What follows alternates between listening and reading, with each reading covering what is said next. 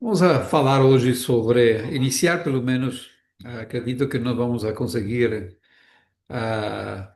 chegar até lá, mas iniciar a falar sobre o testemunho de Jeová. Sim, esse grupo muito conhecido, mas ao mesmo tempo também muito desconhecido, né? Há muita coisa que o pessoal não sabe. Mas antes disso, irmãos, eu queria que nós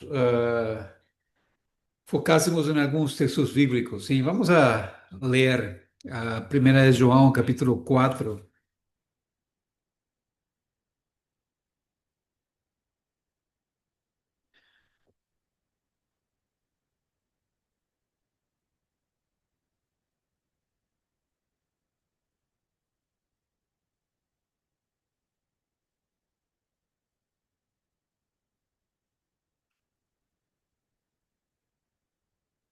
É muito interessante aquilo que João nos fala aqui, não é?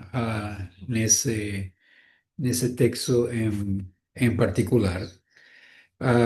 E vamos ler capítulo 4, versículo 1, até o versículo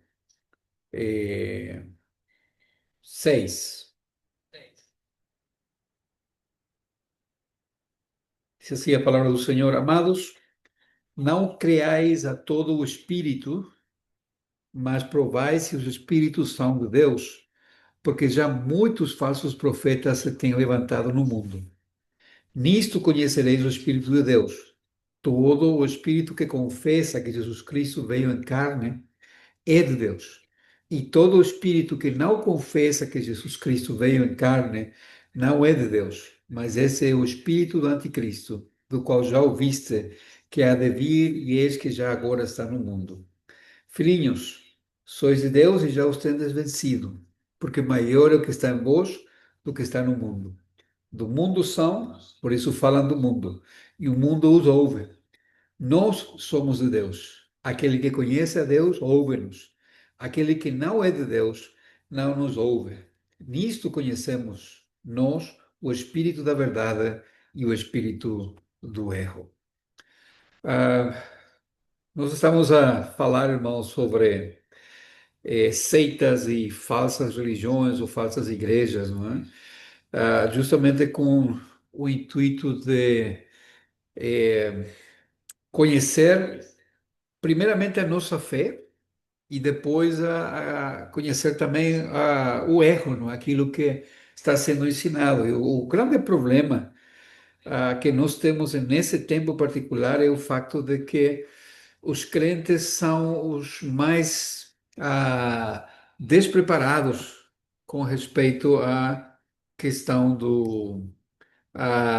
da sua fé, sim? Não conhecem ou não conhecemos aquilo que nós acreditamos e muito menos temos essa possibilidade de distinguir quando aparece o erro nas nossas portas, não é? E é interessante, ou seja, é triste essa questão. Eu ainda estou com muita dor no coração, não é? Nós perdimos uma família muito querida, mas justamente por ter iniciado a flirtear ou a flirtear, uma palavra que conhece? Sim.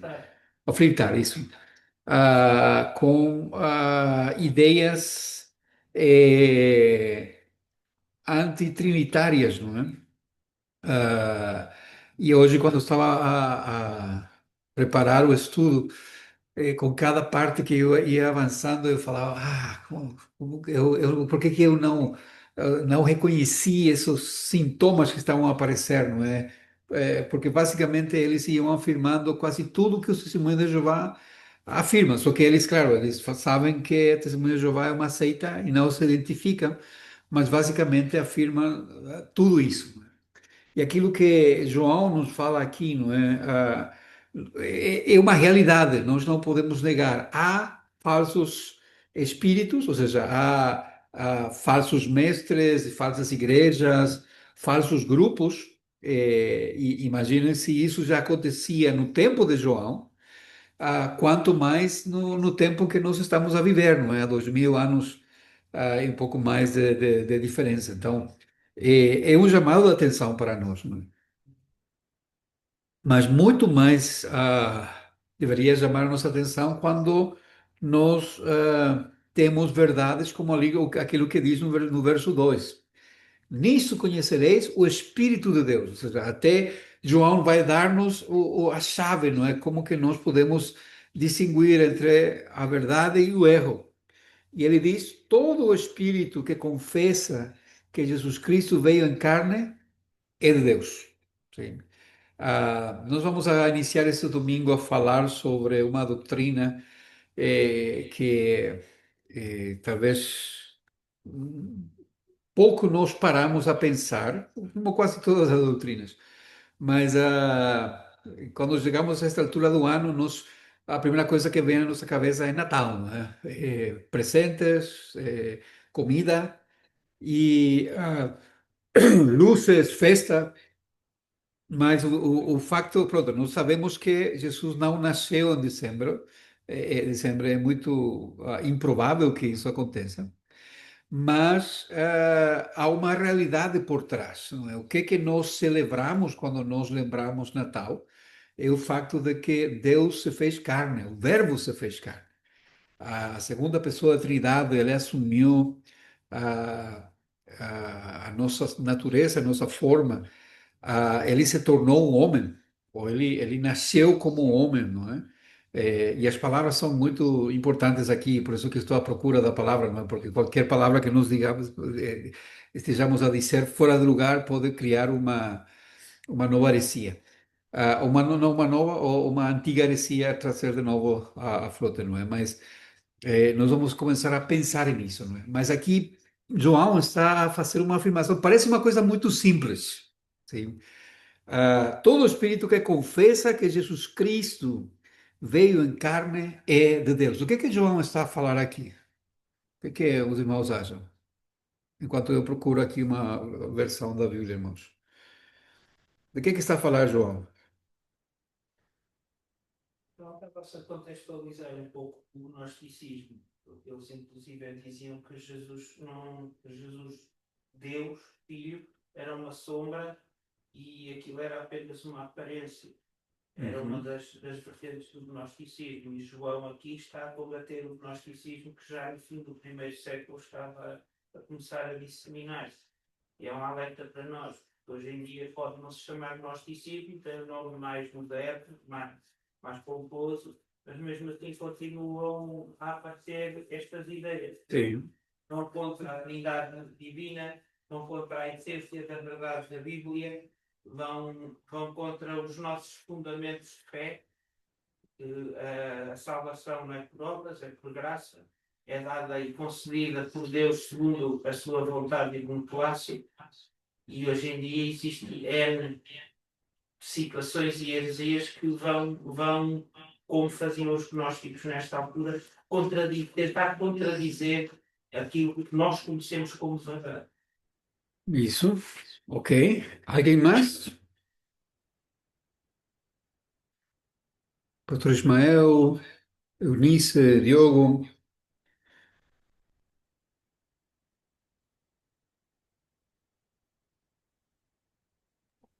Estou ao vivo, mas para já não tenho nada para comentar. Ok. Eu estou à procura a ver se eu tenho aqui, mas não tenho. Para comparar o que é. Tradução do Novo Mundo. Sim, Eu tenho aqui qual é a passagem que o pastor quer. é essa mesma passagem. Há esta mesma passagem, só um Sim, momento.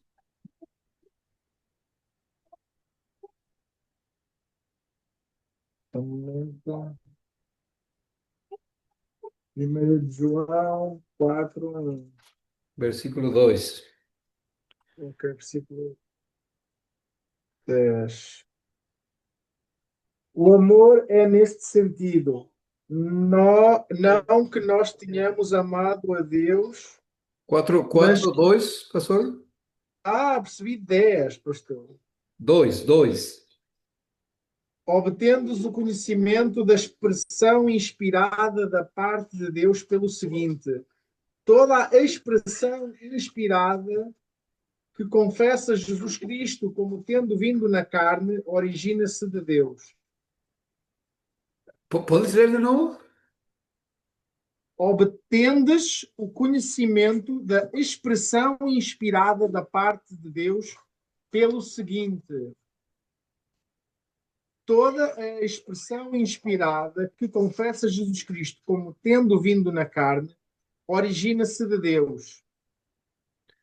Ok, interessante. Eles usam esse termo, expressão inspirada. Expressão inspirada, porque, claro, eles não acreditam no espírito, não é? Ele dá uma força ativa. Então é uma expressão, ok. E o verso 3, já que estamos, e todo o espírito que não confessa que Jesus Mas, Cristo veio em carne. mas toda expressão inspirada que não confessa a Jesus não se origina de Deus. Além disso, é a, e entre parênteses retos, expressão inspirada do anticristo, de que Ok. ouvistes que virá e agora já está no mundo. ¿Perceben a diferença? ¿Puedes voltar a ler, pastor, por favor? Obtendes o conhecimento da expressão inspirada da parte de Deus pelo seguinte: toda a expressão inspirada que confessa Jesus Cristo como tendo vindo na carne origina-se de Deus. Mas toda a expressão inspirada que não confessa a Jesus não se origina de Deus. Além disso, esta é a expressão inspirada do anticristo, de que ouvistes que viria e agora já está no mundo. Ok. Então, onde que seria a diferença com aquilo que nós estamos a falar?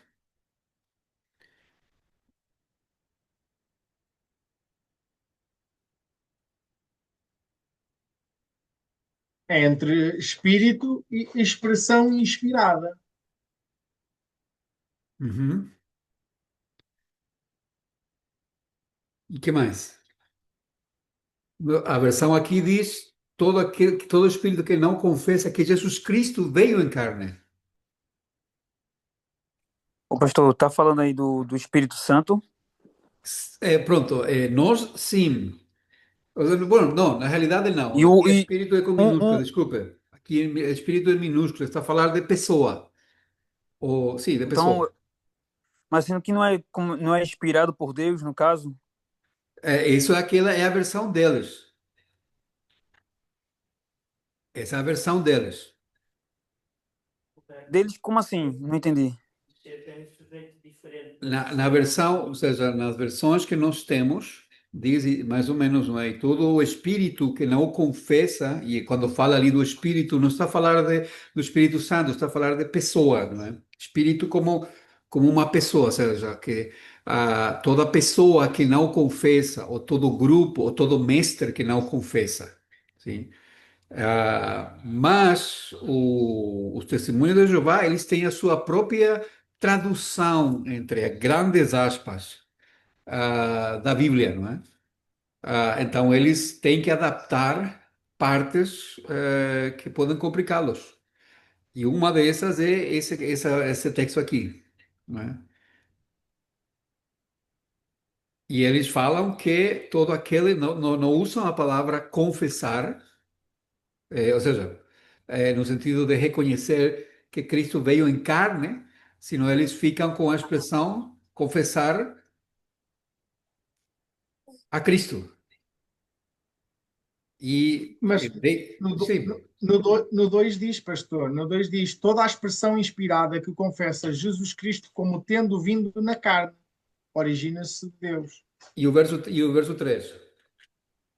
Mas no 3, no caso, diz: mas toda a expressão inspirada que não confessa a Jesus Cristo não se origina de Deus. Além disso, esta é a expressão inspirada do anticristo, de quem ouvistes que viria e agora já está no mundo. Sim, ali no verso 3 já tiveram que mudar, não é? Porque senão eles ficariam em problemas. Eles no verso 2 já tiraram a força toda, o argumento, e então o verso 3 podem implicar Claro, uma forma gramatical qualquer. sim, O cerne de todo o texto está no versículo 2 que eles modificaram. e falam de expressão inspirada. É isso mesmo. Jesus Cristo veio na carne, e aqui não, veio em carne.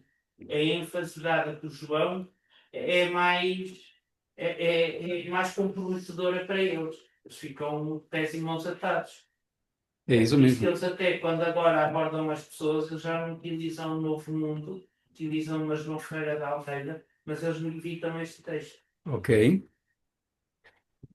Interessante. Mas vamos ver outro texto, irmãos, que nos ajude a nós. A segunda de João.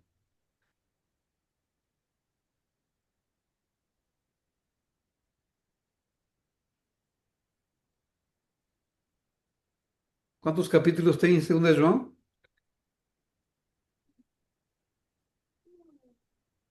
Só tem um. Sim. Boa. Porque se me falassem que tem mais ali, já temos um problema, sim?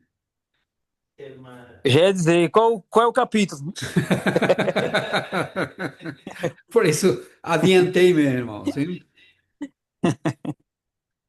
Ah, é interessante, não é? Aquilo que João vai afirmar aqui, irmãos, e é terrível, não é? Aquilo que nós conhecemos dos testemunhos de Jeová, eles vão de porta em porta, sim, e há muitos crentes que são muito bonzinhos, não é? E recebem eles, porque, coitadinhos, não é?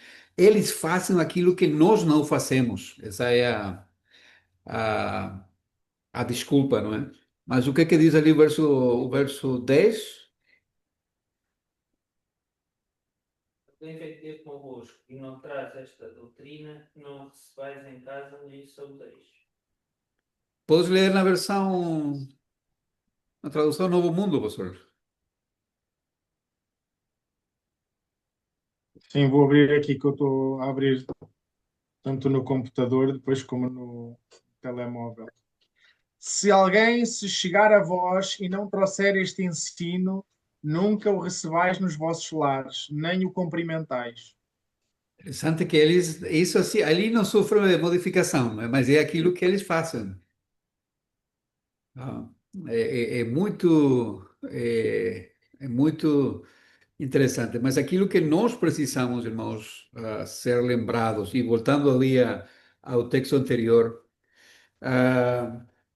de 1 de João, o facto de Cristo ter vindo, e aquilo que Daniel falou aqui, não é? Que é justamente a encarnação, significa encarnação em carne, não é? A força está ali. O facto de que o Filho de Deus nasce como um ser humano, ele se torna carne como nós, não é? Habita como nós. Alguém está a falar? Não? Isso que faz toda a diferença, não é? Mas é não tirar, ou seja, quando Cristo se faz carne, ele não perde a sua divindade, ele continua a ser Deus, sim? Ele assume a nossa carne, ele se torna sabe, ele é um homem. Isso que de novo falo, as palavras são importantes. Ele é um homem completo, 100% ser humano, 100% homem, com todo o que isso significa, com uma única diferença conosco. Qual é?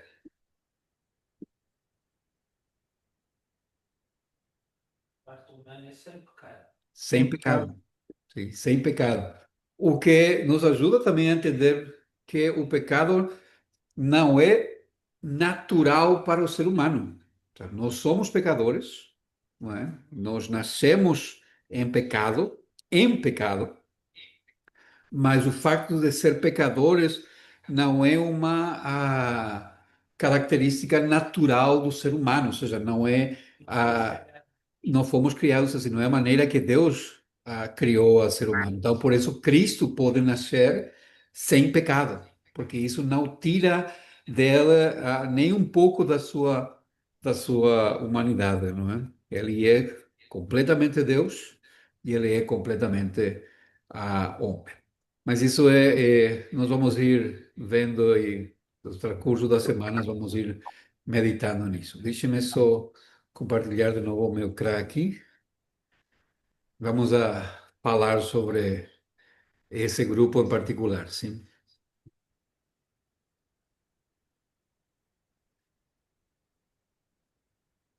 Pronto. Os Testemunhos de Jeová são um grupo medianamente novo, não é? Eles surgem, vai ser mal, quando não, nos Estados Unidos, no século XIX, ah, em um ambiente de muito movimentação enquanto à volta de Cristo, não é? Lembram que os adventistas também surgiram nesse tempo, antes, não é? Bem antes, mas há uma série de profecias de personagens que depois se tornaram famosos, falando que Cristo iria voltar. Sim. Nas datas que eles começam a dar, não aconteceu isso.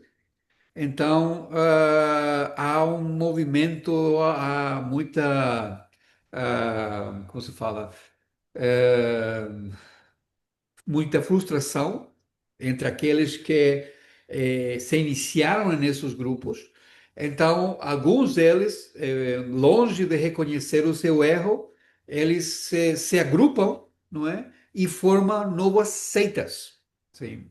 Uma dessas seitas que se forma nesse tempo é aquilo que nós depois viríamos a conhecer como o Testemunho de Jeová. Então, nós temos ali alguns desenvolvimentos históricos. O fundador, se nós vamos falar de fundador em si, é o Charles Russell. Ele, pronto, era um estudante da Bíblia num grupo restauracionista, justamente daqueles movimentos que nós estávamos a falar e que queria restaurar a verdadeira fé, não é? Ele tinha problemas com a doutrina da Trindade, havia uma rejeição de parte dela, da divindade de Cristo, da mortalidade da alma e do inferno eterno. Ele começa a chamar o seu grupo, o grupo que ele inicia, como estudantes da Bíblia. É uma coisa interessante, não é? Começa a publicar uma revista que se chama A Sentinela. Vocês viram alguma vez essa revista? E os artigos, se Sim, uma pessoa não tiver atenção, acaba por cair. De uma maneira muito sutil. porque eles têm duas, não é? A Sentinela, que é mais doutrinal, e depois a outra, Despertai, que é um bocadinho mais de marketing, não é? Que é justamente para tratar questões assim interessantes, não é? Mas é nessa sentinela que inicia o Charles Russell a publicar. Ele começou a ter revelações proféticas, não é? E começa a datar o final do mundo, o fim do mundo, a 1874, 1914, 1920 e assim por diante, não é? Claro que isso nunca aconteceu e eles vão ter que ir ajustando as suas doutrinas à medida de que vão caindo ou vão sendo descobertos no seu erro, não é? Uma coisa interessante de Russell é que ele não tinha formação teológica. Ele nunca foi para um seminário, ou nunca teve um estudo mais aprofundado na área de teologia. A sua doutrina nasce de interpretações próprias, fora da igreja cristã e contrário aos credos históricos. Sim.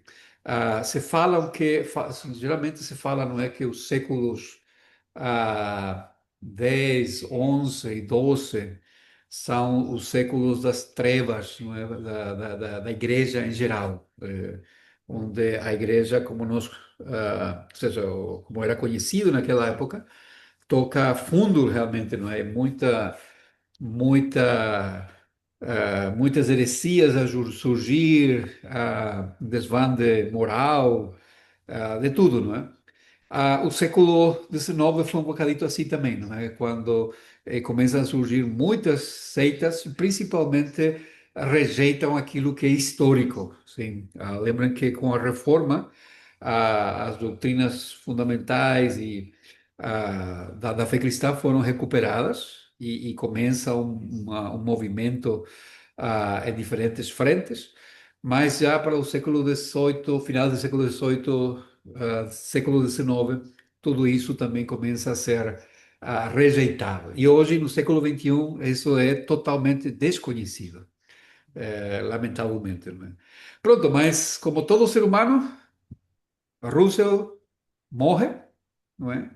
E surge outro personagem, que tem o nome de Joseph Rutherford, sim? Quem é realmente o arquiteto do grupo, não é? Ele é quem reorganiza tudo, ele centraliza o poder na sede central, que queria chamar-se uma torre de vigia, ou watchtower. Ele impõe uma doutrina uniforme e uma disciplina severa, começa a proibir transfusões de sangue, e ele é que, em 1931, vai criar o termo Testemunhas de Jeová. Sim? Então, basicamente, quase 20 anos depois, não é? Que eu não tá, sei, 15 a 20 anos depois, é que o grupo começa a assumir esse nome. Estabelece práticas de pregação casa por casa, que eles mantêm até hoje. Reforça a ideia de que somente eles são o povo de Deus, e a partir dele o movimento assume um caráter abertamente sectário, rígido e legalista. Alguma questão até aqui? Querem acrescentar ou perguntar? Começou a passa por Ciano.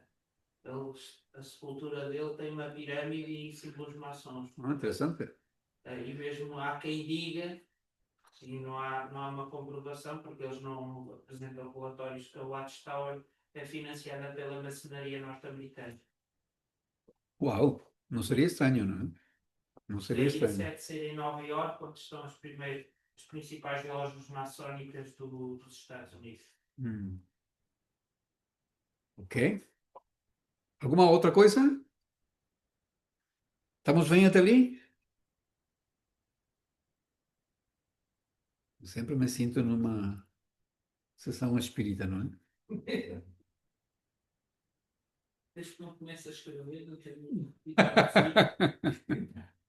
Ok, como estamos agora?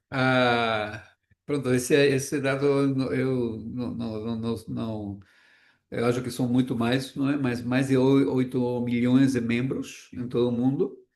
Há uma estrutura piramidal, mas não há um sacerdócio universal, mas eles são muito rígidos nisso. A estrutura maçónica também é em pirâmide. Pirâmide, é isso mesmo. Autoridade absoluta do corpo governante. O corpo governante é quem decide, não é? Quem vai ajustando as doutrinas e tudo mais, e isso vai para baixo. As doutrinas mutáveis, ou seja, podem mudar, determinadas por alguma nova luz, alguma nova descobrimento ou alguma coisa que eles precisem ajustar, não é? E é um controle social e doutrinário forte. Essa é uma questão interessante, assim. Deixar o testemunho de Jeová é quase como deixar a máfia. Eles talvez não chegam a matar-te fisicamente, mas socialmente tu perdes todo o teu direito. Até se estás, vamos supor, um homem está casado com uma mulher, e ele aceita, tem que se divorciar. Sim. Porque não pode haver comunhão, aplicando aquilo que nós vimos em 2 João, não é? O verso 10, eles falam que então, é terrível, e para que saia dali, eles ficam totalmente isolados, e é justamente isso a ideia que eles transmitem, não é? Que a pessoa vai ficar, e é deixada diretamente a mãos de Satanás, segundo eles, não é? Então, o Testemunho de Jeová são uma das seitas mais terríveis nesse sentido, e é muito complicado. É muito interessante o lavagem cerebral que fazem nas pessoas que estão ali, e como que eles consigam mexer com o pensamento das pessoas. É típico das seitas. Sim, e essa parte Parte interessante, não é? Pronto, vamos falar um bocadito sobre a autoridade religiosa, não é? Conforme o nosso esquema que nós seguimos, ficou um bocadito pequeno, não é? Eles dizem usar a Bíblia como a regra de fé, só que há um porém, não é? A única tradução que eles aceitam é aquilo que o pastor Ismael estava a ler, que é a tradução do Novo Mundo, não é? Uma tradução feita pela própria organização, sem linguistas competentes, contendo alterações deliberadas para negar a divindade de Cristo. E em textos bem clássicos, não é? Podemos ler João 1:1? Então, ver que estavam com Deus e ver era Deus. Isso mesmo. Mas eles não dizem que o verbo era Deus. Pastor Ismael, tens ali a tua cópia de tradução Novo Mundo? Sim. Podes ler João 1:1? No princípio era a palavra, e a palavra estava com o Deus, e a palavra era, entre parênteses retos, espaço, Deus, com letra minúscula. Ok? Percebem a diferença? Uma pessoa pode usar esse texto para os baralhar. Então, vocês são monoteístas, acreditam? Ah, sim, então porque é que na vossa Bíblia disse-me Deus? Não há mais do que um. Eles não conseguem responder e ficam baralhados. Eu confesso, uma vez quando estava a fazer o Master lá em Lisboa, estava muito cansado, não é? E eu então procurei, só saí a caminhar. E justo quando saí a caminhar, saíram duas velhotas, não é, a falar comigo. E a primeira coisa que me falaram foi: o senhor acredita em Deus? E eu então respondi, pronto, meu pensamento foi: pronto, eu preciso descansar um pouco, vamos lá. Ah, sim, eu acredito em Deus. Mas, ok, que bom. Não, mas eu tenho uma pergunta, sim. Vocês acreditam em quantos deuses? Não, só um, só que existe um Deus. Mas justamente não é aquilo que a vossa Bíblia diz. Ok? Eu posso ler ali João 1. Já sei para onde que o Senhor te quer ir. Não, mas leia para mim, por favor. Não, mas ali diz um Deus, mas é como se fosse ele usar um exemplo. É como nós falamos com o Cristiano Ronaldo, por exemplo. Ele é alguém que é bom na sua área, não é? Então nós falamos que ele é como um Deus. Então, é nesse sentido, não é? Pronto, mas se isso fosse aquilo que afirmam, não é? É complicado. E a vossa Bíblia diz sobre isso. Somente que eles estão muito bem treinados naquilo que eles têm que falar, então eles têm todo, até os textos que têm que usar. Então, eles vão teimar e tentar fazer, encerrando o meu relato, eu quase apanhei, não é? Por causa de que as velhotas começaram a gritar comigo e alguns homens entraram ali a perguntar o que estava acontecendo, achando que eu estava a fazer alguma coisa, não é? Mas pronto, é complicado. Lemos outro texto, Colossenses 1,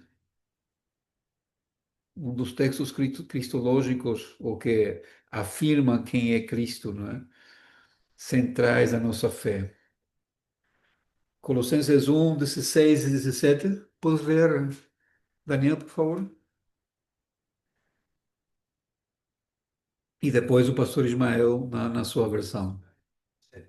Pois nele foram criadas todas as coisas que há nos céus e na terra, visíveis e invisíveis. Sejam tronos, sejam soberanias, sejam principados, sejam potestades, tudo foi criado por ele e para ele. Ele é antes de todas as coisas e todas as coisas subsistem por ele. Pastor Ismael, por favor.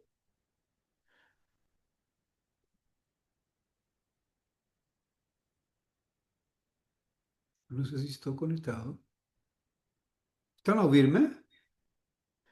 Desculpe, estava aqui a falar. Ok. Porque mediante ele foram criadas todas as, entre parênteses retos, outras coisas, nos céus e na terra, as coisas visíveis e as coisas invisíveis, quer sejam tronos, quer senhorios, quer governos, quer autoridades. Todas as, parênteses retos, outras coisas foram criadas por intermédio dele e para ele.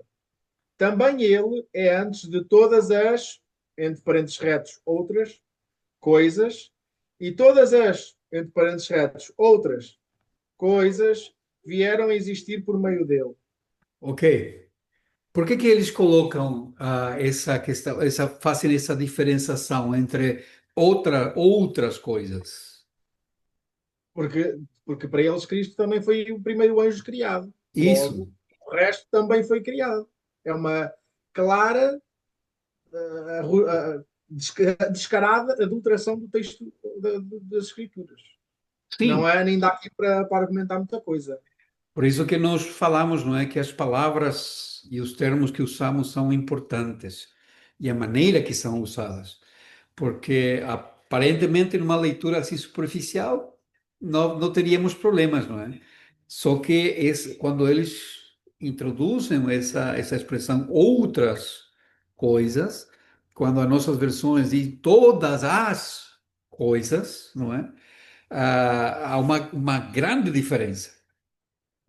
Eles estão a afirmar, através dessa expressão, que Cristo foi criado, foi a primeira coisa criada, e depois, através dele, foram a outras coisas criadas, não é? Lembro falando com esse homem que era parte das nossas igrejas, justamente sobre esse texto, não é?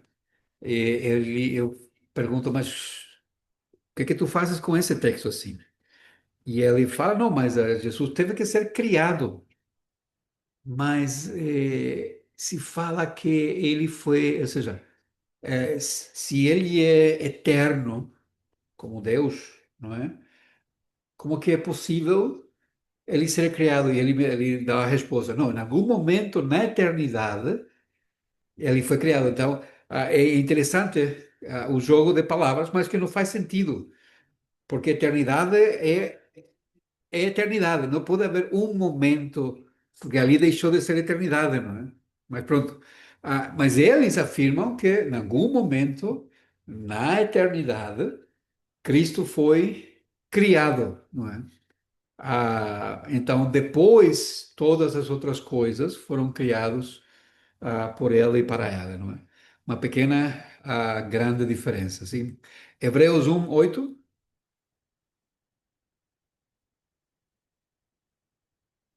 O Filho, porém, diz: Ó Deus, o teu trono subsiste pelos séculos dos séculos, cetro de equidade é o cetro do teu reino. Uau. Do Filho. Do Filho, não é? Como que diz a tua versão, Ismael? Não é minha, é a tradução Novo Mundo, não é a tradução. Mas é dele. Está repreendido com força. Está aqui porque eu abri sem querer 88. Espera aí, 8.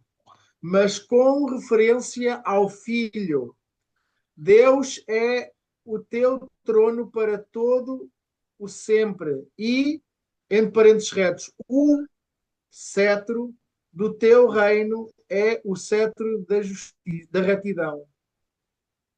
Ok. De novo. Esqueceram-se de alterar este. Como? Esqueceram-se de alterar isto. Não, ele alteraram. Alteraram. O início, o sujeito da ação é diferente. Sim. Podes ler de novo? Mas com referência ao Filho. Dois pontos. Deus é o teu trono. Deus é o teu trono para todo sempre. E, entre parênteses retos, pois cetro do teu reino é o cetro da retidão. Ok. Ou seja, Deus é o trono do Filho. É isso mesmo. O Pequena raio. grande diferença, não é? Quando aqui nas nossas versões diz, mas sobre o Filho diz, Ó Deus, ó Deus, Filho é Deus. o teu trono subsiste pelos séculos dos séculos. E aqui eles colocam, Deus é o teu trono. Então, de novo, eles fazem uma mudança. O grande problema, de novo, são pequenos detalhes, mas que eles depois vão usar como argumentação, não é? E qual que é a argumentação que eles vão usar? No original, está assim. Sim, e vão a brincar com a questão do artigo, quando um texto no grego tem artigo ou não tem artigo, não é? Mas não é mais que uma maneira de enganar as pessoas, sim? Alguma pergunta sobre esses versículos, irmãos? Ou sobre a Bíblia deles?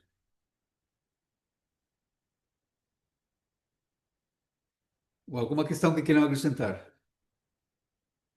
Foi apresentado até por lingüistas da Sociedade Bíblica Trinitariana no fim do século XIX. Porque há quem diga que foi o Russell que fez, agarrou na Bíblia e deixa-me cá fazer a revisão, texto a texto. Era louco.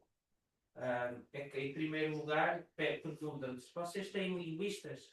Isto foi isto. Então, quem foi a comissão que fez a revisão de traduções? Em segundo lugar, alguns vícios de linguagem que havia no século XVI, no tempo da Bíblia do Rei Tiago, do King James, estão na versão do Novo Mundo. Ou seja, eles não foram aos textos antigos, eles agarraram uma King James e alteraram a King James.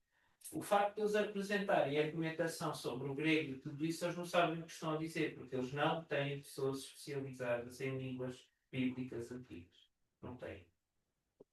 E o problema é que se alguém se apresenta como linguista, não vai ser expulso de qualquer ordem de linguista, não é? Porque Eles não têm nem formação académica, nem estudos comprovados. A gente pergunta, nós normalmente nas nossas Bíblias temos sempre na definição, quando há uma revisão, fulano fez, tem obra publicada, tem estudos aqui. Eles não apresentam ninguém. E Yes. o texto deles é uma corruptela, digamos assim, uma alteração da King James. Uhum. Ah, um detalhe aqui, irmãos, entre parênteses. Muito cuidado com Bíblias que são editadas por uma só pessoa. E pode ser um irmão muito querido, mas quando só uma pessoa foi quem fez a tradução, ou sim, a tradução, e não teve uma equipa de trabalho acompanhar isso. Por exemplo, nós temos Bíblias onde o editor é Sproul, sim?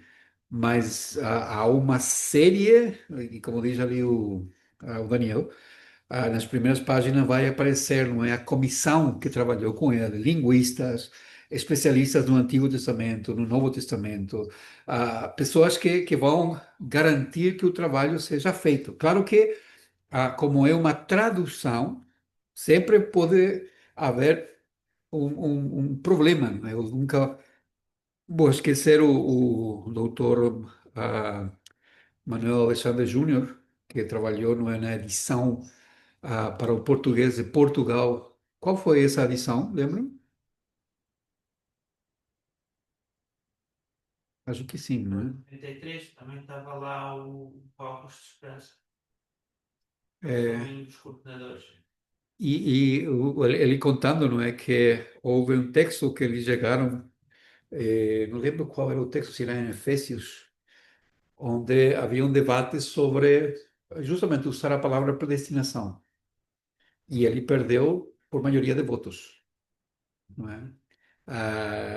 Mas por isso, de novo, há sempre uma possibilidade de algum erro ou de algum viés em novas traduções.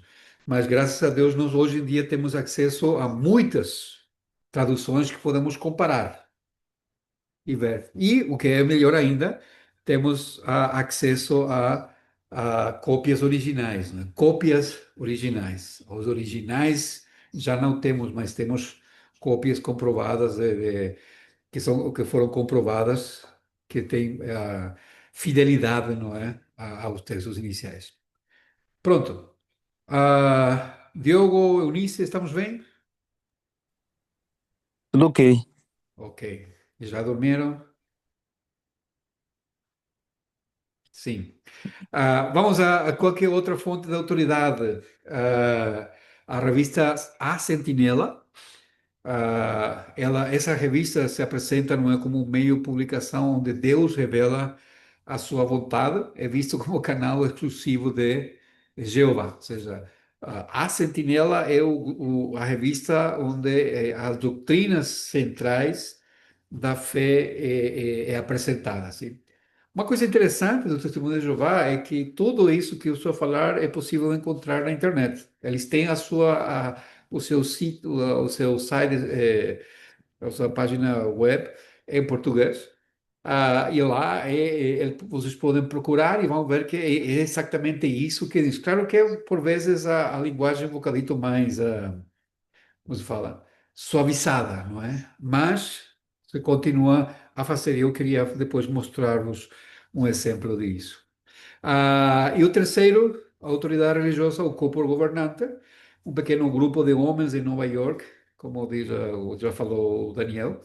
Eles controlam a doutrina, definem novas interpretações, possuem autoridade funcional superior à própria Bíblia na vida dos membros, não é? E determinam o que é verdade, mesmo contra o texto bíblico. Então, ali nós já temos um problema com esse grupo em particular, não é? Deturpam a Bíblia, que já é inaceitável, e não há tema de conversa com eles nesse sentido. Dependem de outra fonte que não seja somente a Bíblia, e ainda mais, há um grupo de homens, pecadores como nós, que determinam aquilo que tem que ser acreditado ou não. Vamos falar só um pouco mais sobre a questão da salvação, sim? O que eles ensinam sobre a salvação. Eles ensinam que a salvação depende de fé, mais obras, mais lealdade à organização. Em teoria, eles vão falar, não é, de que a salvação é pela graça por meio da fé. Eles vão dizer exatamente a mesma coisa que nós. Mas, na prática, eles precisam fazer coisas para ganhar a sua salvação e depois vamos ver por que isso é necessário, não é? A Sentinela, essa revista que nós estamos a falar, declara a salvação depende da associação com a organização de Jeová. A data está ali que onde foi escrito isso, não é? Depois ele também fala, somente as testemunhas de Jeová terão proteção na grande tribulação. Ou seja, fora da torre de vigia, do Watchtower, não há salvação. Exatamente a marca sectária, exclusivismo soteriológico. Ou seja, a salvação só está nesse grupo. Sim? Só está nesse grupo. Essa é uma marca das seitas, uma característica das seitas que nós precisamos levar em conta sempre, não é? Depois, o que eles pensam sobre Cristo? Ele não salva plenamente, ele apenas abre a possibilidade, parecido com algumas correntes que nós temos hoje em dia no evangelicalismo, não é? Mas nós vamos chegar lá. Eles negam a justificação pela fé, a expiação substitutiva completa e a perfeição da obra de Cristo. Cristo teria apenas restaurado a oportunidade para o homem provar-se digno. E é interessante, irmãos, e ali, deixe-me ver se consigo parar aqui onde que eu faço isso? Uma boa pergunta, não é? Aqui. Isso aí é quase que in extremis um dos pontos do arminianismo, e os 5 pontos demonstram. Sim, é isso mesmo, é isso mesmo. Quando nós chegamos a esse ponto, deixa-me só ver se consigo aqui. 5 pontos.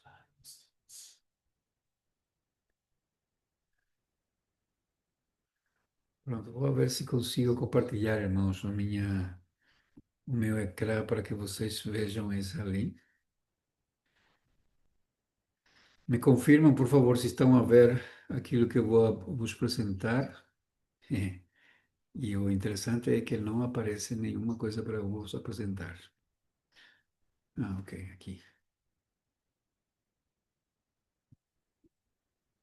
Consegue ver o meu ecrã?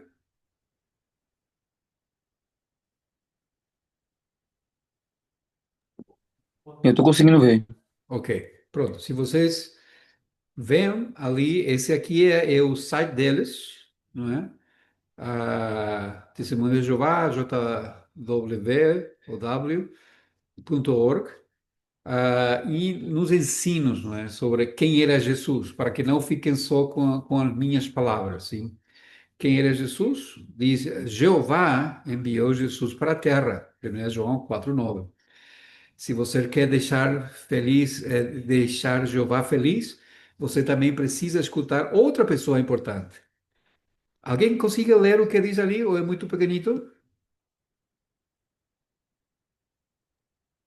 Se você quer deixar Jeová feliz, você também precisa escutar outra pessoa importante. Bem antes de criar Adão e Eva, Jeová criou um anjo muito poderoso no céu. Uau, interessante, não é? Até ali está tudo bem. Agora, o que que tem a ver isso? Porque estamos falando de Jesus, não é? Vamos ver o que aquilo que diz aqui. Depois de um tempo, Jeová enviou esse anjo para a terra. Ele nasceu como um bebé de uma virgem chamada Maria, na cidade de Belém. O nome dele era Jesus. Uau, interessante. Sim. Deus cria um anjo, por isso que eles falam, não é, que Jesus foi criado, e depois esse anjo é enviado a nascer em Belém, e ele era Jesus. Pode ler essa parte, por favor, pastor? Quando Jesus esteve na terra, ele imitou a personalidade de Deus de um jeito perfeito. Ele tratava as pessoas como Jeová trata. Jesus era bondoso, amoroso e todo mundo ficava à volta para falar com ele. Ele ensinou a verdade sobre Jeová com coragem. Todo mundo ficava à vontade, não é? Percebem as palavras de novo? Quando Jesus esteve na terra, ele imitou a personalidade de Deus de um jeito perfeito. Não é que ele era Deus, ele imitou a personalidade de Deus. Ele tratava as pessoas como Jeová trata. Deixa eu ver se consigo aqui. Desde o primeiro e o segundo século. Sim, Nada de novo debaixo de fogo. pronto. Deixa eu ver se eu consigo aqui mesmo ir a outra. Porque aqui o Testemunho de Jeová não comemora o Natal. Ok, aqui. Vamos ler por que que eles não comemoram Natal. Ops, o que que eu fiz? Eu não estou a ver. Aqui. Pronto, diz aqui alguns conceitos equivocados. Então, vocês estão a ver, eu não estou a ver o que que eu estou a compartilhar.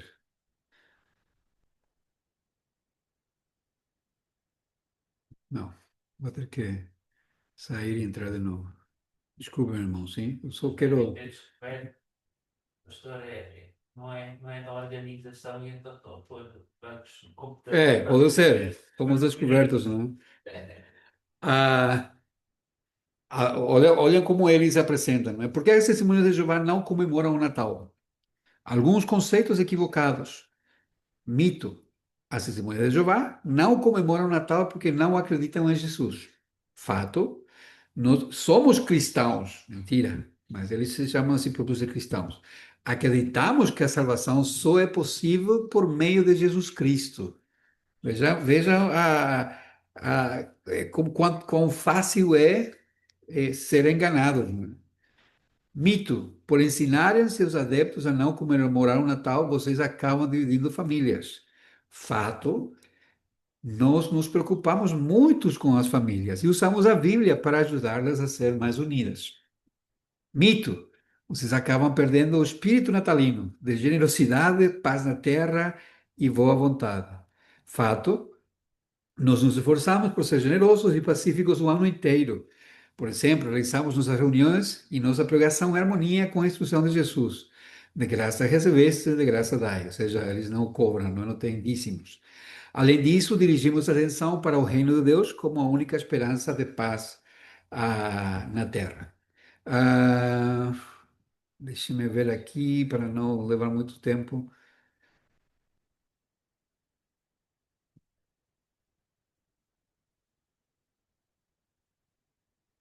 Eles dizem que não cobram dízimos, mas lá dentro da organização, pessoas que já saíram dizem que são coagidas a dar dinheiro. Claro, não é dízimo, não é? Mas Muito dinheiro. Inclusive, aquelas comunidades mais fechadas nos Estados Unidos entregam todos os rendimentos e sim. propriedades. Daí eles terem muito dinheiro. Além disso, financiamento da maçonaria. Pronto, era só uma amostra, irmãos, para também não quero que vocês se voltem fãs depois e vão dar me gusta ali, não dão me gusta, não dão like às transmissões do pastor, tá bem? Deixa eu só ficar sem bateria aqui.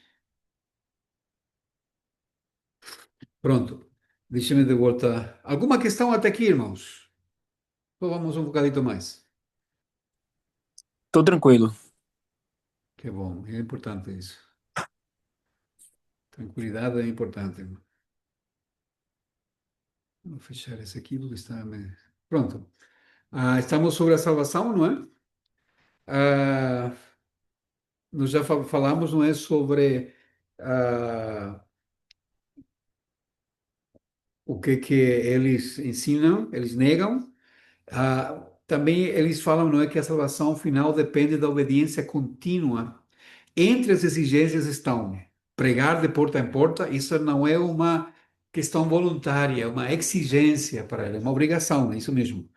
Lealdade absoluta ao corpo governante, evitar transfusões de sangue, eles são muito conhecidos por isso, não é? Porque eles aplicam Atos 15, mas sempre de uma maneira errada. Rejeitar datas comemorativas, ainda que nós já vimos, não é? Que eles não, porque que eles não celebram Natal. Rejeitar símbolos do Estado, eles já tiveram muitos problemas com essa questão de não cantar o hino, de não ir para o serviço militar, para a tropa, não respeitam a bandeira e seguir normas rígidas internas. A salvação é uma vida inteira de provação, sem segurança nem certeza.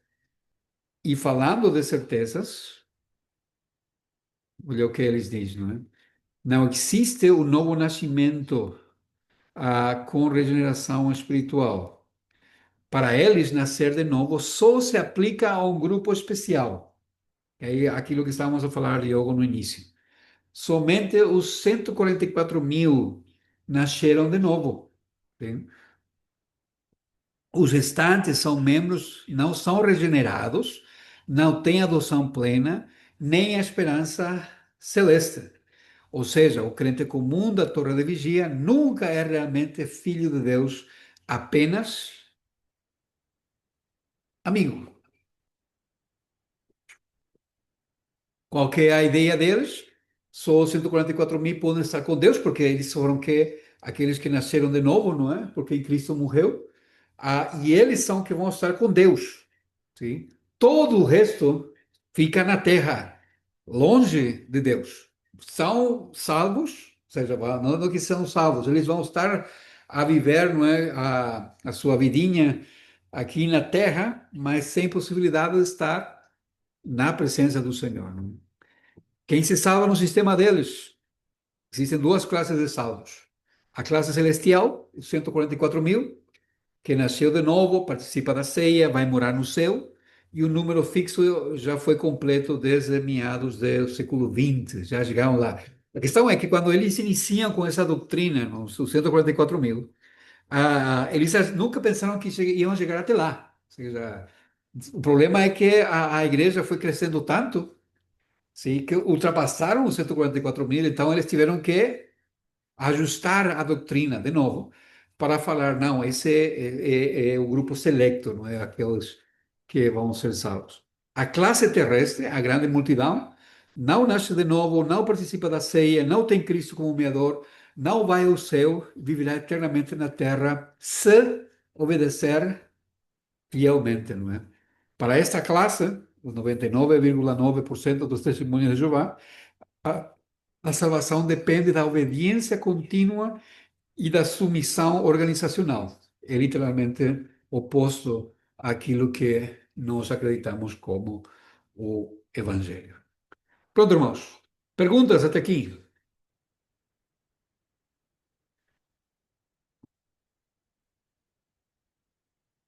Alguma coisa que queiram acrescentar?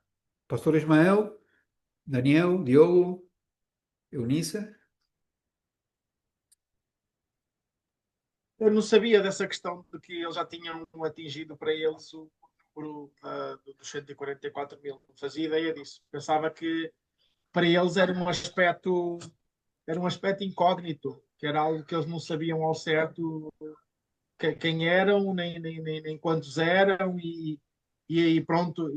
Mas depois também já tinha ouvido essa questão da ceia, que era só quem realmente tinha muita convicção de que era salva que podia tomar a ceia, mas que então a maior parte das pessoas não toma. Tipo, eles fazem, preparam lá, mas ninguém se aproxima, ou as pessoas não se aproximam. Isso foi inclusive dito na, no aniversário da Igreja de Águeda, no testemunho de uma irmã, que é a mãe do meu padrinho de casamento, ela a contar que, sendo católica, tinha sido convidada para ir lá tipo, à Páscoa deles e tudo mais, e que lá exatamente eles prepararam tudo e ninguém foi, e ela estava tipo, com vontade de ir, mas ninguém foi, e depois ela perguntou porque é que ninguém ia, e explicaram-lhe: não, não, é só para um grupo muito seleto de pessoas, muito limitado, que realmente tipo, tem a plena convicção que pode tomar e não sei o quê. Mas essa questão, pronto, essa questão dos 144 mil não fazia ideia, não tinha essa ideia. A minha questão também era essa também. E como é que eles, assim, qual é a certeza que eles têm que essas pessoas dali foram realmente pro camarote? O que é que eles falam em relação a isso? Porque a questão é que eles fazem as contas, não é? O grupo governante faz as contas de todos aqueles que foram os líderes e aqueles que poderiam chegar a ser, não é? O grupo, então eles têm que garantir para eles, por isso que eles formam a classe selecta. Claro que se tu fazes as contas, é mais de 144 mil. Mas eles falam que esse grupo já está fechado. Até os próximos que irão vir, os próximos eleitos, sim, já estão predestinados. Uau, quase calvinistas, né? Ah, mas por quê? Porque já Deus estabeleceu, não é? Quem que vai ser salvar e quem não. E já foi e acabou, né? Ali Bom, vai- o resto vai ir ao céu sem se comportar bem, se cumpre com as regras, para participar, ou seja, o que, não é que vão ao céu, desculpa, eles vão ter vida eterna, mas aqui na terra. Sim? E eles fazem uma separação. O novo céu é lá onde está Deus, a nova terra é aqui, essa que aqui nós temos. Por isso que vocês vão ver em revistas muito famosas, ou até um livro que muitos crentes têm, da minha primeira Bíblia, ah, que aparece, não é, a ideia de há famílias que estão juntas e há um bebê brincando com uma serpente, não é? Porque eles aplicam aquilo que Isaías fala, aqueles que ficam na terra, mas lá no fundo você vê uma cidade, não é? Muito brilhante, e ali que está Deus com os 144 mil. A ideia da divisão por classes dos crentes é tirada da própria ideia da maçonaria, a parte esotérica da maçonaria que queria resgatar. E esses é que são os deputados de luz, os grão-mestres, os que fazem parte do cimo da loja. Uhum. Estão Ô, pastor, sempre no arquiteto. Sim, não, Daniel tava falando aí. Não, já terminei. Não, em relação a Apocalipse, eles têm sim, também nesse livro do novo mundo, é? sim, eles têm. Eles têm Apocalipse também? Sim, Mas modificado também, né? Com certeza, né? também, também. Tudo ali está a falar, ou seja, nesse sentido, eles seguem muito as ideias dispensacionalistas, um pouco, não é? Do facto de que vai haver uma tribulação, uma grande tribulação e tudo mais. Estou aqui à procura de uma imagem que é clássica deles, mas não estou a achar. Mas sim, eles têm a sua Bíblia, não é? Na sua Bíblia, perdão, o Apocalipse.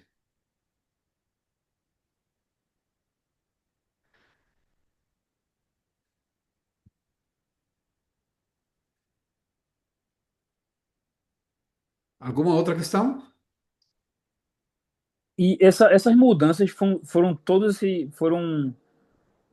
por uma pessoa ou foi ao longo do tempo? Foi mudando a Bíblia deles? Foi só no caso foi só se atualizando. É uma boa pergunta. Sei deles a primeira foi no início do século, no máximo 1920, mas ainda não sabem quem era a comissão. Muitos dos escritos foram revisões do próprio Russell, que agarrou em páginas da Bíblia riscando o que não interessava. E depois os outros fizeram a compilação e a publicação. Porque eles não revelam quem, porque lá está, pode ter sido um, dois, ou o próprio Russell e o Rutherford, ou só o Russell, ou o Rutherford. As primeiras edições do Novo Mundo é de 1914, 15, por aí, e é um grupo fechado. Daí haver a suspeita que ou foi o Russell que escreveu tudo e no final os outros publicaram depois da morte dele, ou foi o Rutherford. Portanto, no máximo dois, no máximo 5 pessoas, que se calhar é lá a elite dominante, o Watchtower. Mas a questão que, pronto, teve uma parte aí que o pastor falou, que eles iam de acordo com os dias, né? Não, vai voltar tal dia. Mas assim que eles começavam a alterar e botar mais para frente. Sim, isso era nas revelações que ele tem, né? Deixa-me aqui, Ah, era. vou, Mas essas revelações não fazem parte da Bíblia deles, né? Aí no não, caso, né? fazem Hum. parte da revista, não é? Não. Que eles reconhecem como inspirada. Isso aqui é parte disso, não é? Ah, vocês podem ver? Não sei se aqui. Não. Deixa-me aqui, vou mostrar, senão o Daniel deixa, não consegui ver também. Consegui ver ali? Sim. Pronto. Ah, consegui ler ali o título do texto? 100 anos do reinado de Jesus. Como isso afeta você? Isso. Como isso afeta vocês, irmão? Sabiam que Jesus já reinou 100 anos? Eu tô sabendo agora. Por quê? Porque diz que Jesus entrou no reino, ou começou a reinar, versículo, diz aqui, como Jeová se tornou rei em 1914, e quais foram algumas das suas primeiras realizações do reino? Sim? E o mundo seria em 1914. Isso, Interpretaram, foi como os adventistas. é isso mesmo. Diz aqui, o que o reino de Deus realizará e por que podemos ter certeza de que ele virá? Num monte perto de Cafarnaum, na primavera de 31, depois de Cristo, acho que é, não é? Era comum, isso. Jesus Cristo ensinou seus seguidores a orar: venha o teu reino. Hoje, muitos duvidam de se o reino virá algum dia, mas nós temos certeza de que nossas orações sinceras pedindo do reino de Deus serão atendidas. Dois, Jeová usará o reino para unir toda a sua família, tanto no céu como na terra. Esse propósito de Deus certamente se cumprirá. De fato, vejam como eles usam textos bíblicos, não é? De fato, Jeová já se tornou rei em nossos dias. Os acontecimentos empolgantes nos últimos 100 anos são prova disso. Deus está realizando obras grandes e maravilhosas a favor de milhões de súbditos leais. Pequeno detalhe, não é? Sim. No entanto, o fato de Jeová se tornar rei não é o mesmo que a vinda do reino de Deus, que Jesus nos ensinou a pedir em oração. Que diferença existe entre esses acontecimentos e como eles são feitos? Sim? Alguém falou? Não. Ok. E É continua. que é o Só Diogo tudo que tem o isso. micro aberto. Dico? Acho que é o Diogo que tem o micro aberto. Ah, ok. Todos isso são parte daquilo que o Sentinela, sim, aqui a revista, está a apresentar. É o formato online. E é muito interessante. Então, isso nos ajuda a nós. Lamentablemente, isso aqui é muito pequenito. Vamos ver se consigo. Há uma cronologia, não é? A 1914 a 1919, Jesus examinou e refinou a condição espiritual dos seus seguidores na Terra. Em 1919, Jesus escolheu o escravo fiel e discreto. Quem é? É, Ao Rutherford. Rutherford. Depois o outro já não. Rousseau já morreu. 1919, as congregações passaram a ter um diretor de serviço. 1927, organizou-se a pregação de casa em casa aos domingos. 1938, irmãos que lideraram a congregação passaram a ser desligados, não eleitos por votos. Desculpa, passaram a ser designados, não eleitos por votos. Uau, interessante. A 1972, a supervisão da congregação passou a ser feita por um grupo de anciãos, grupo governante. 1976, o corpo governante foi organizado em 6 comissões. Sim? E organização, e debaixo nós temos 1943, a Escola Bíblica de Gilead e Escola de Ministérios Teocrático. 1977, Escola de Serviço de Pioneiro. 1987, Escola de Treinamento Ministerial. 1999, Escola para Superintendentes Viajantes. 2011, Escola Bíblica para Casais Cristianos. Ensino, a partir de 2014. Não é? Então, desde 1914 até 2014, tudo isso é aquilo que Jesus esteve a fazer no reino. Não é? Basicamente, o Rutherford e os seus seguidores fizeram Isso mesmo. foi reestruturar o movimento. Há muita coisa para não perder o sono aqui, irmãos. Explicação de algumas expressões. Sim? Reino messiânico, o governo de Deus que tem Cristo, o Messias, como rei. Refinar os servos de Deus, eliminar do meio dos servos de Deus a influência da religião falsa e da política. Assim, eles se qualificam para servir a Jeová.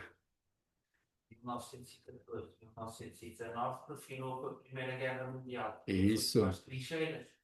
Estou a ver. Pronto, alguma outra coisa, irmãos? Aqui está, desculpa-me. Deixa-me só essa questão, eu fico envolgado. Quem é o escravo fiel e discreto? O escravo fiel tem de ser composto de cristãos ungidos na terra, não é só uma pessoa. Não é? Esses são chamados de sacerdócio real e foram encarregados de divulgar as excelências daquele que os chamou da escuridão para a sua maravilhosa luz. É apropriado que membros desse sacerdócio real participem diretamente em ensinar a verdade a seus companheiros de adoração. Ah, será que todos os cristãos ungidos fazem parte do escravo fiel? Não. Na realidade, nem todos os ungidos têm um papel em prover alimento espiritual para os companheiros de adoração no mundo inteiro. Entre o trigo há irmãos ungidos que talvez sirvam como servos ministeriais ou anciãos numa congregação. Eles ensinam de casa em casa e na congregação e apoiam lealmente as orientações da sede mundial. Mas eles não têm parte em prover o alimento espiritual para a fraternidade mundial. Além disso, entre os ungidos, há irmãos humildes que jamais tentariam assumir o papel de instrutores na congregação. Quem é o escravo fiel e discreto, de novo? Em harmonia com o padrão de Jesus, alimentar muitos pelas mãos de poucos, esse escravo se compõe de um pequeno grupo de irmãos ungidos, diretamente envolvidos na preparação e distribuição do alimento espiritual durante a presença de Cristo. No decorrer dos últimos dias, os irmãos ungidos que compõem o escravo fiel têm servido juntos na sede mundial. Isso é em New York, não é? Em décadas recentes, esse escravo tem sido composto do corpo governante das Testemunhas de Jeová. Note, porém, que embora o escravo seja composto de mais de uma pessoa, ele é descrito na ilustração de Jesus como apenas um escravo. Assim, as decisões do corpo governante são tomadas coletivamente. E assim por diante, irmãos. Poderíamos ler mais. Escravo serve, Isaías 53, Sim. Alfredo. Então, o escravo ali é o grupo governante, o corpo governante. Lá está. Aqueles que dirigem. Então, eles não podem ser contestados justamente por isso, não é? Porque são aqueles que foram escolhidos, não pela congregação, mas por Deus diretamente, não é? Quem determina isso? O corpo governante. Eu próprio. Eles, isso mesmo. É um pouco como o Islã. Normalmente teve a revelação de Allah e eles também têm a revolução. Pronto. É muito interessante, características que nós vamos encontrando, não é? E seguem sempre o mesmo padrão do comportamento humano. É isso mesmo. Pronto, irmãos, alguma coisa mais? Maranhão? Tô de boa. Ótimo. Pastor Ismael? Eunice?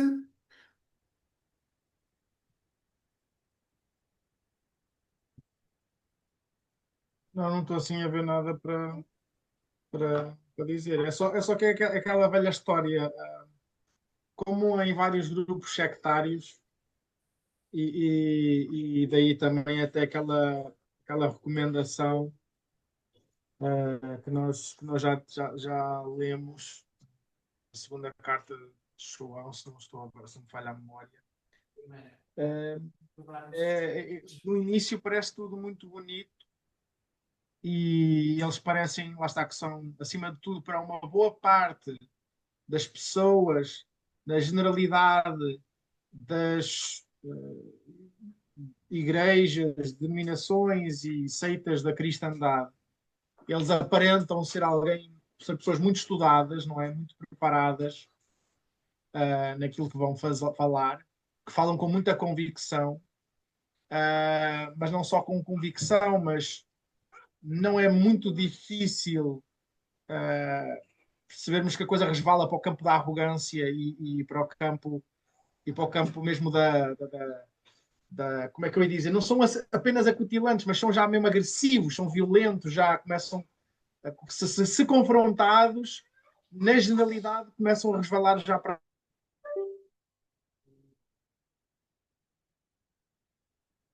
Opa, não sei o que aconteceu.